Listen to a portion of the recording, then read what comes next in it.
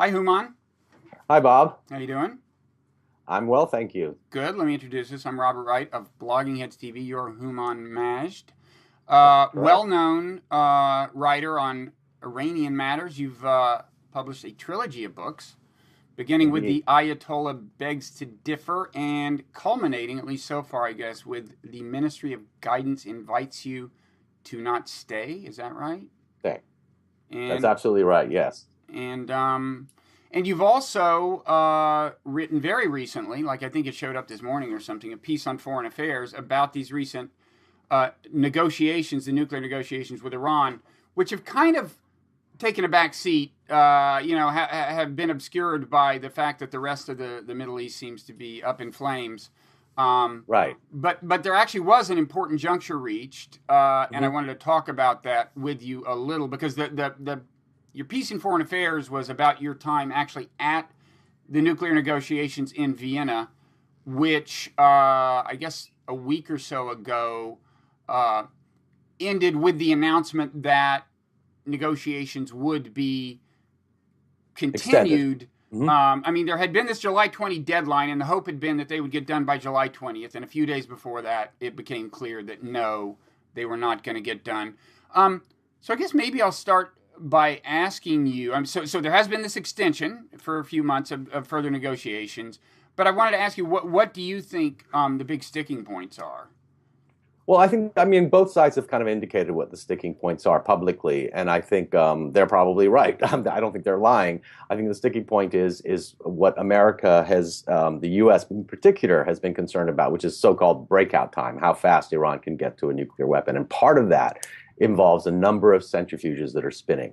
Mm-hmm. Iran has maintained basically throughout that they don't want to dismantle any part of their nuclear infrastructure.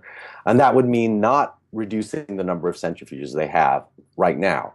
And that's really what the sticking point is. I mean, there's been a lot of talk about, the number of SWUs, separative work units, which correspond right now to the Iranian number of centrifuges, that Iran will need, let's say, 7 years from now, 6 years from now, 5 years from Mm-hmm. now, or even 10 years from now. But that's kind of irrelevant. What really matters is that there is this huge gap between the US and Iran on the number of centrifuges. And I think it's actually a political problem and not a real problem in terms of the actual making of a deal.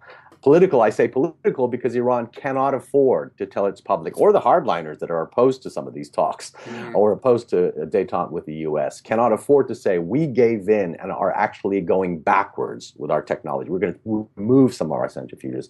And America has a problem because once it's become part of the political discourse that Iran must not have any centrifuges, and then the admission by the Obama administration that that won't happen. There's going to have to be some centrifuges.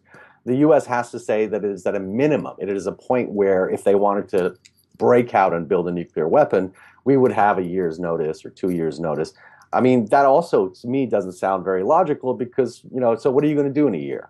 Do you Yeah. need a year to Right. decide whether you're going to bomb them? Do you need a year Yeah. to try to persuade them not to build a bomb? I Yeah. think all those are questions that are not very rational, but they're more about politics. Yeah, and let me interject that if people want a primer on this, I might humbly recommend, and we will provide a link to this, a piece I co-authored with Greg Thielman of the Arms Control Association that appeared on Slate called, it was about the problem with this breakout capacity concept. It is the idea that, okay, the context is Iran says, well, we do want to have a peaceful nuclear energy program. You got to have centrifuges for that. And we say, well, okay, but if you have a whole lot of centrifuges, that means that even though there will be these inspectors, if you suddenly kick them out, then you could start enriching to weapons grade, and then people start Very calculating. quickly. Well, with so many centrifuges, how fast could they get a lot of enough weapons grade material to build a bomb?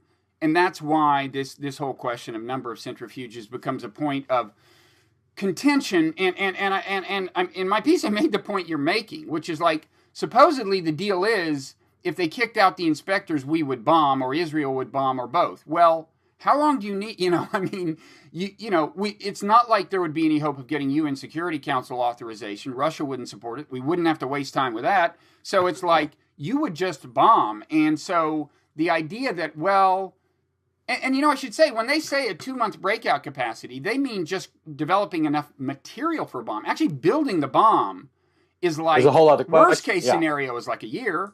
So it's like, anyway, but you're right. This has become a big thing, partly because people on our side have started setting up these numbers. Like, okay, 4,000 centrifuges max. The administration has not said that officially, but but enough kind of establishment types in Washington have said it, that it's becoming this kind of implicit red line, whereas over on the Iranian side, the supreme leader, Khamenei, said, he started saying some kind of things that seemed at least far away from that. So yes. And I take you're right. It's a point of pride that they're given their current infrastructure, which supposedly is a breakout capacity. Okay, 2 months to develop the material plus building the bomb, blah blah blah. They don't want to back off from that, and this would seem an unbridgeable gap. I mean, on paper. I think there are some creative ways to make it work, and I think that's something that they work very hard. And I believe the foreign minister Zarif, the Iranian foreign minister, felt pretty confident that with John Kerry there, and John Kerry was in Vienna for two full days in negotiations directly with the Iranian foreign minister, that they could bridge the gap creatively. Now, whether it's like, we got to keep our centrifuges. I can't go back, if I'm the foreign minister of Iran, I can't go back to Iran and say, I've agreed to, cut in half the number of centrifuges and destroy them or whatever. But let's keep them spinning. Let's spin them slower. Let's talk about output. Let's talk about what comes out of those centrifuges. Because if you're concerned about breakout, it's not the number of centrifuges that matter. And if you have 24-hour inspectors and cameras in those sites that we know of, which you would, you can measure, which you will under any comprehensive deal. Mm-hmm. You can measure what's coming out, and so you can measure not only the output, which is the fuel, the nuclear fuel that can then be turned into, as you point out, bomb grade fuel within 2 months, let's say now. If you can have that converted immediately to something that is not usable for bomb fuel, for example, or if you can find a way to say, instead of putting out X number of kilograms a month, we will for the term of this deal, whether it's a 5-year deal or a 15-year deal, and that's another gap that, by the way, the Iranians and the U.S. have right now.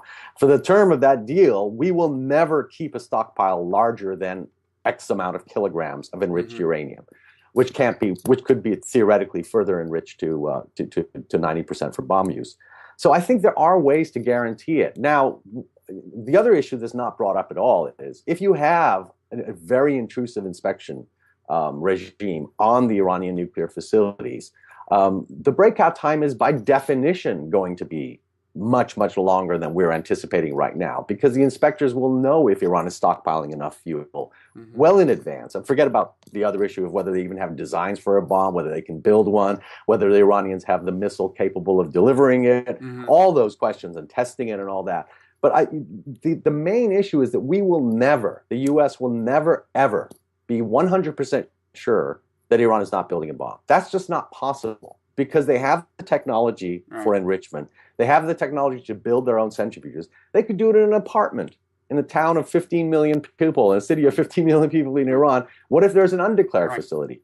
Inspectors aren't going to find that undeclared facility. But that's an important point, is that at least under the deal as envisioned, the expectation is that Iran would sign on to what's called the Additional Protocol of the Non-Proliferation Treaty, and that would give inspectors the right to demand to see undeclared facilities. Yes. Now, you might say, well, they'd still have trouble figuring out what it is, or, Iran might still try to deny them access, well, whatever. But still, that is clearly preferable to not having that ability. It tells you something if they refuse to let you see a facility, And if there's no deal, well, we're certainly not going to have that. And that's what people seem to be losing sight of. It's like Americans are like, well, if we can't have a breakout capacity of more than 2 months, no deal. Well, wait a second. Let's think about what no deal means here. It is that's what I was trying to get across. Any breakout capacity with inspectors and monitoring and additional protocol is so much better than no deal. Well. Absolutely, and that's what I was trying to point out. And I think this has been a problem, this mantra that has been repeated by many American politicians that I think Netanyahu first uttered is like, no deal is better than a bad deal. Yeah. Well, what you're really saying, and I think Obama kind of pointed this out in Geneva or at the end of the Geneva talks, is if you're saying no deal is better than a bad deal, what you're saying is I want to go to war. Right. Because no deal means you don't have any other options. Because the status quo, as bad a deal as it might be for the U.S., and by the way, Iranians are going to view this as a bad deal. Many Iranians are going to view this as a bad deal, whatever the deal is. They're going to say we gave up too much. The hardliners are anyway. It's still better than no deal. Sometimes you take a bad deal because the alternative is worse. And the alternative is only to bomb at that point for America, if it's going to go through with its threat to stop Iran from ever building a bomb. Because as you point out right now, I mean, in this interim deal, we do have inspectors, 24-hour inspectors in Iran that Iran agreed to during the term of this deal. So actually, in many ways, right now, the U.S. and the West are in a much better position of knowing what's going on with the Iranian nuclear program than they were before the deal was signed in Geneva. And if at the end of this extension there is no deal, Iran has not threatened they're going to make good on their promise. They're going to go right back to the way they were. How is that better? How is that better than a deal that some people will call, a bad deal? It's for some people, a bad deal is just going to be Iran with any capacity to ever build a bomb, and I think those days are over. Iran has that capacity. And that also brings us to some other possible reasons that some people on some sides of this worry about a deal. And I think some people don't like the idea, the prospect that Iran might be kind of reintegrated into the world, and you might even see some rapprochement with the United States. And I wanted to ask you about this because you wrote this piece for Foreign Affairs, which we'll link to. And I read the first couple of paragraphs, and then it said to read the rest, I would have to register for free. And at the point, I just could not cope with the logistical demands of registering for free. But I did. So you can feel free to tell us anything I missed. But I did notice that within the first couple of paragraphs, there was this anticipation on your part of Iran as a result of a deal, if there's a deal, possibly being reintegrated kind of into the world. Now, so I wanted, in that context, I wanted to try out on you one thing I've heard. There is the view that the supreme leader and allied hardliners are actually very averse to the rapprochement that might follow a deal because demonizing the U.S., for example, is such an important part of the regime's legitimacy. So some people are saying, sure, the supreme leader will support a deal to get sanctions relief, but don't expect Iran to then get reintegrated into the world because, antagonism with the West, and specifically the United States and Israel, is such an important part of the regime's political identity. What do you think of that argument? I would disagree. I would agree that there are some people in Iran who feel that. There's no question. But Iran has in the past, the Islamic Republic of Iran has in the past been integrated into the world community, except for the United States. Mm-hmm. During the Khatami years before Ahmadinejad became president, you could fly British Airways from London to Tehran. Flights were packed with British businessmen. People were doing business before these multilateral sanctions came into effect. And Iran was quite integrated into the world economy and politically. The demonization of America was less during that time, partly because of Khatami, partly because of the president, and partly today because of Rouhani. The demonization of the U.S. in particular is far less than it was under Ahmadinejad. But the demonization will continue. We have had, and I don't think, I can't claim to read the mind of the supreme leader, and I think anybody who does is probably just speculating. I don't believe that anybody really who has, unless they've spent a lot of time with him, really know exactly what he's thinking. I think he understands. I mean, he's a smart man. That we all know. He is a very smart man. I think the Iranian leadership, let's call it the leadership and not just the supreme leader, recognize that you can be integrated into the world political and economic system. And Iran is, with the 129 or so members of the non-aligned movement already, and with China and Russia, obviously, and still hold out your revolutionary ideal, which is to be anti-imperialist and to be anti-American foreign policy, not necessarily anti-American. They go very, very, they make a lot of efforts to make it clear that they're not anti-American, even the leadership, but they're anti-American policy, anti-American imperialism. And I think that's true. I mean, I think, we have relations with Putin. I mean, they're souring right now of Russia, but, I don't think Putin's ever been not anti-American or not anti-American foreign policy. and we can continue to have relations with them. And it's the same thing with China to some degree. China's quieter because of the economic potential fallout with America if it was more vocal about American foreign policy. But you can be. I think they recognize that can happen. So when I talk about détente or entente, I think that Iran recognizes for the Islamic Republic to survive, for this so-called Islamic democracy to survive, they have to be integrated into the world economy. They have to be integrated into the world political system, even though they want to maintain their independence as a country that isn't allied with West or East. And I think that will continue. But in terms of trade, in terms of they do one thing they do worry about is cultural influence. Yes, right. Because they believe that cultural influence can bring about. But they're also not stupid. They know, as the new Iranian culture minister has claimed, that almost everybody in Tehran has a satellite dish. Everybody watches American DVDs. Everybody watches satellite television. They know that everybody is on the internet. It's the internet's highest penetration of internet use in the Middle East. An educated population, huge number of university graduates, huge. No, it's not North Korea or Cuba where people can't travel. The flights are booked solid to Western Europe, to Asia, even to the United States. So they realize that the cultural influence is going to be there. Can they control it? No. Yes, of course, with détente or entente, there's going to be more cultural influence. But I think that they can manage it to the degree that they need to avoid the cultural influence from at one point saying we don't need an Islamic Republic, we just need a republic. So are you optimistic about a deal? Do you think there's a better than 50% chance of it happening? Because I kind of think if it doesn't happen by this extended deadline, it's probably toast. But do you think it'll happen by November? Yeah. You do? Yes, I do. I think it's a better than 50% chance. I think there's Iran can't be humiliated. I think President Obama and John Kerry think there's a better than 50% chance. They may not say it right now. I think there's a number of factors here. One is that Obama has 2 years left in office. John Kerry doesn't appear to have political ambitions beyond Secretary of State. Rouhani is in power in Iran. And he is in power. People say, oh, it's all up to the Supreme Leader. But let's not forget, Rouhani does have a tremendous amount of influence on how the Supreme Leader thinks, much more so than Ahmadinejad did, and much more so than Khatami did. The two of them go way back, right? Rouhani they go way back, yeah. And unlike Khatami, who tried to bring about change in Iran, he didn't have a personal relationship with the Supreme Leader. Right. He wasn't one of the early revolutionaries.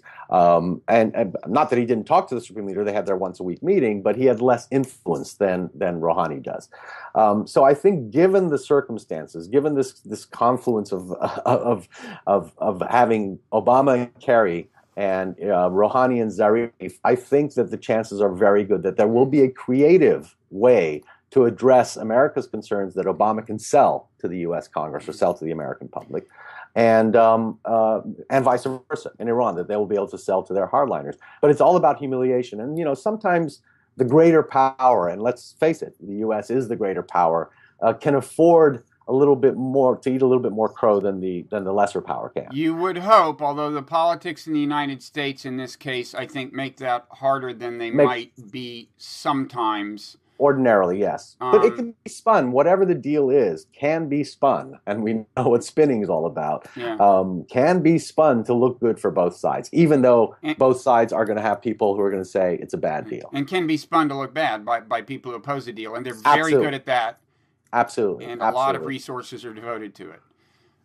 That's absolutely true. But I do think that I think the alternative is too dreadful to imagine for both sides. It would be a real shame because, like you, I do imagine possible, benign implications for the region, and I don't, but I don't know how far to go on that.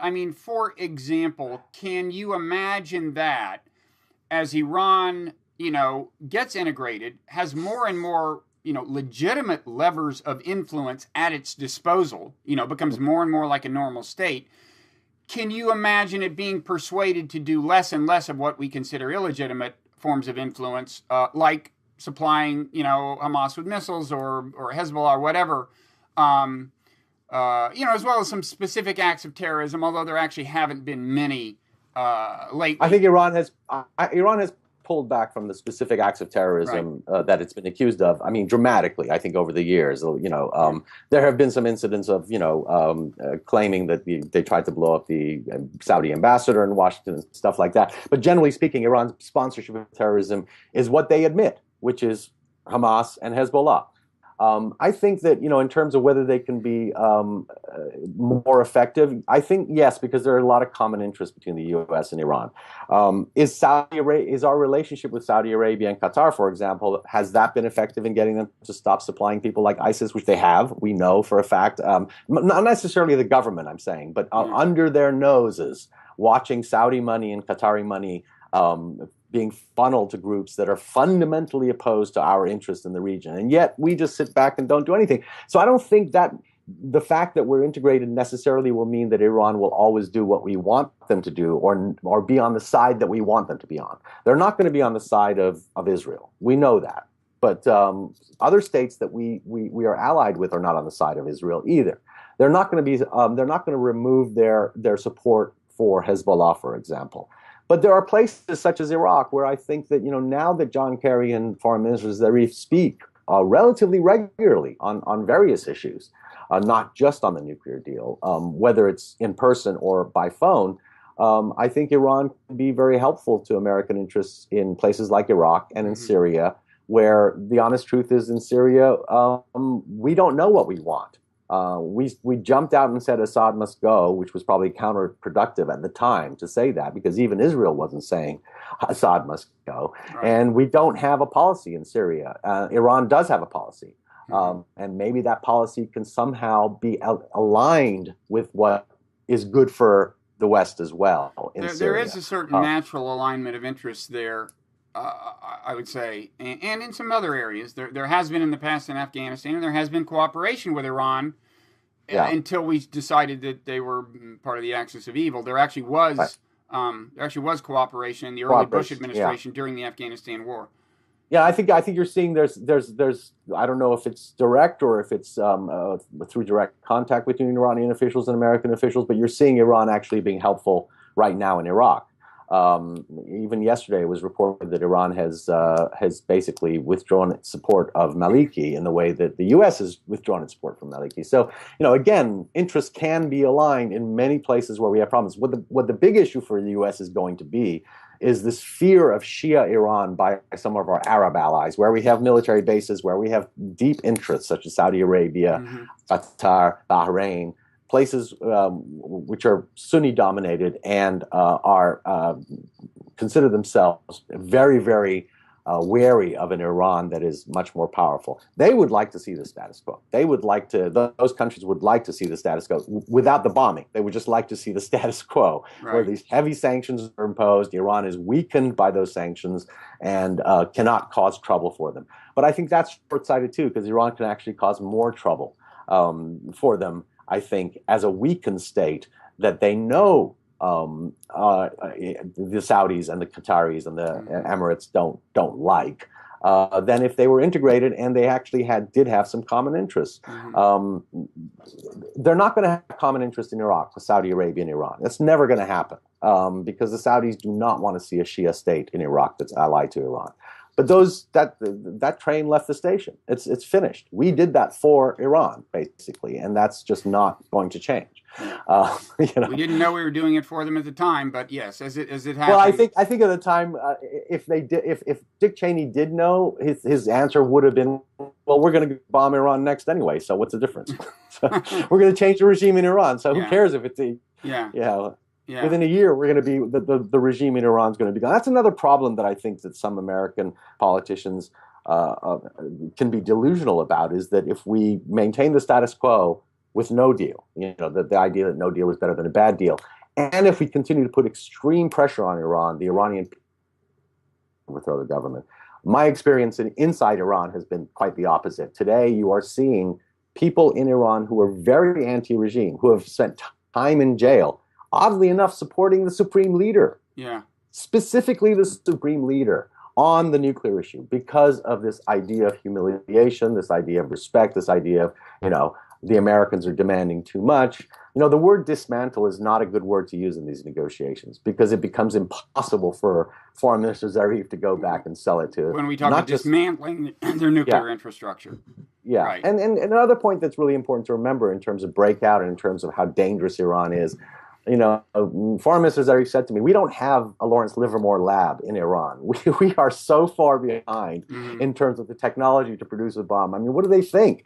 And then there was interesting just, I think it was a week ago when Bob Einhorn, who I respect greatly, wrote a piece about how Iran's demand for these 190,000 SWUs, work units in terms of fuel, is unreasonable and doesn't make sense because, the Russians can supply it. So he went through all these reasons, and then he said, at any rate, they're not even capable of producing 190,000 SWUs. Well, that's a contradictory argument. If they're not capable of it, if you know that they don't have the technology, then what are you worried about? And he has actually been, for better or worse, he's been one of the people who has helped, I think, box the administration into a relatively low number of centrifuges because he's a former official. Because he's also an arms control expert. Yes, right. Absolutely. Exactly. But I do think it's problematic when we have on the one side saying, well, Iran doesn't have the technology. On the other hand, they shouldn't be allowed to have this in the deal. Yeah. Well, if they don't have the technology, I think, we're not sure exactly what technology Iran has. What we do know is that Iran has been very, very, very slow by any standard in developing their nuclear program. Yeah. Final question. Much faster, packed with. Yeah. So one more question. The American awareness of what's happening with the nuclear negotiations, even at what was a kind of a climactic moment a week ago, has been obscured, as I said, by all of the other stuff going on. You've got, you've got ISIS, you've got Gaza, you've got the Syrian mess, even independent of ISIS, and I've probably forgotten some other horror in the Middle East. But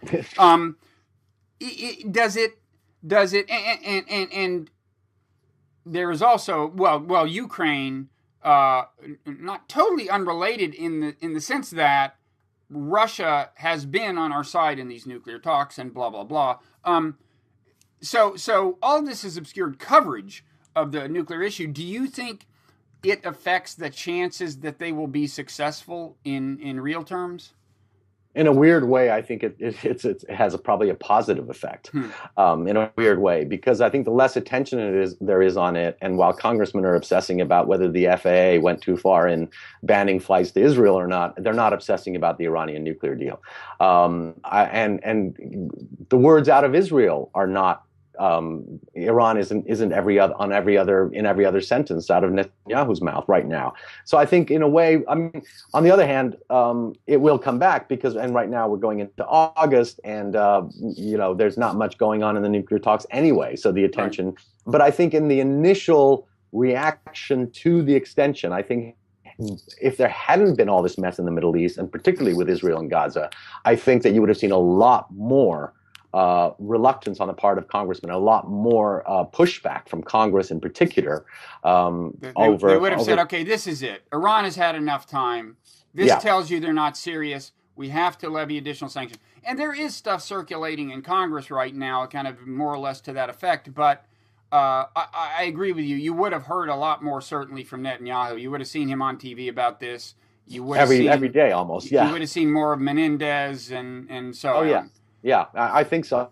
I think so. In a weird way, yes. It's almost been to the benefit of President Obama's policy to extend the talks and to continue diplomacy. I think it's kind of like it'll be a fait accompli by the time the Middle East dies down a little bit in terms of violence. What's Congress going to say in 3 weeks? Are they going to come back and say, oh, by the way, that deal you guys signed a month ago, we don't like that. It's at that point there's 3 months left for the negotiations. There's no point at that point to oppose the extension. But opposing the extension on July 18th, which is when they announced it, would have been very easy if there hadn't been a tremendous amount of other news. And by the way, the thing about Russia and China, and particularly Russia, being on our side on the nuclear thing, I think it was very telling that when John Kerry came to Vienna, Sergei Lavrov didn't.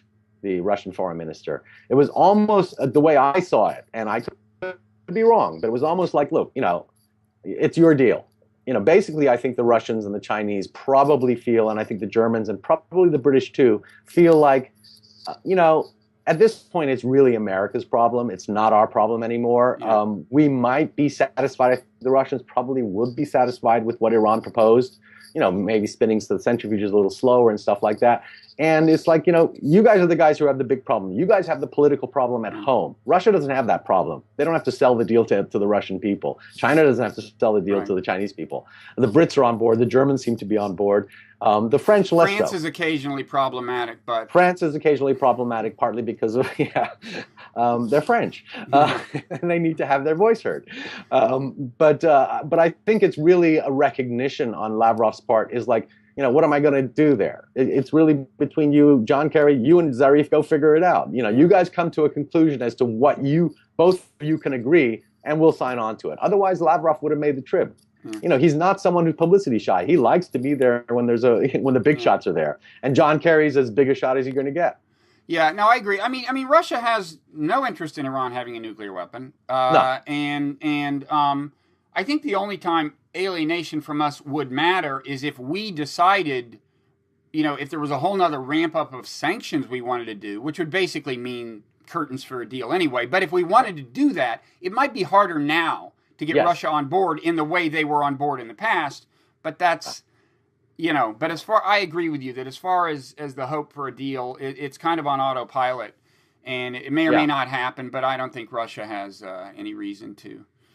I don't think Russia is going to. I mean, I agree with you that Russia and China, neither Russia nor China want to see Iran as a nuclear power, but I think they're satisfied that they can manage that eventuality, or they can manage the way that Iran is now progressing with this nuclear program. And I think it just again all boils down to this political problem for both sides, for Iran and the U.S. In coming to an agreement. There will be a creative way. In Geneva it happened that way. Zarif told me at 3 a.m. he came up with an idea that John Kerry said, yeah, that'll work. So it's got to be maybe it's a 3 a.m. Kind of like light bulb going off, saying, oh, how about this? This could work for both of us. Yeah. So well, let's hope. Optimistic. We have to be optimistic. We end on a somewhat optimistic note that all the horrors in the Middle East may actually have at least one silver lining. First of all, and that Russia's probably not a problem. So I hope you're right, and that there's a better than 50% chance of this happening. In any event, thanks for taking the time. I should tell people who may know anyway, they can also see your work on NBC and MSNBC, where you are you're like a presence. I don't know about a presence, but yeah, I am a contributor to NBC News. Yeah, so they pull me in occasionally. Yeah, you look present when you're there. You look very present. Okay. Okay. I am present. I'm in New York, so it's easy to go to Rock Center. Yeah. Yeah. All right. Well, you're very good on TV, and we're grateful that you're willing to spend some time on fake TV here at Blogging Heads TV. No, I think this is a tremendous amount of fun, and you're doing great work, I think. Okay. Well, thanks a lot. Thank you, Bob. See you next time. Talk to you soon.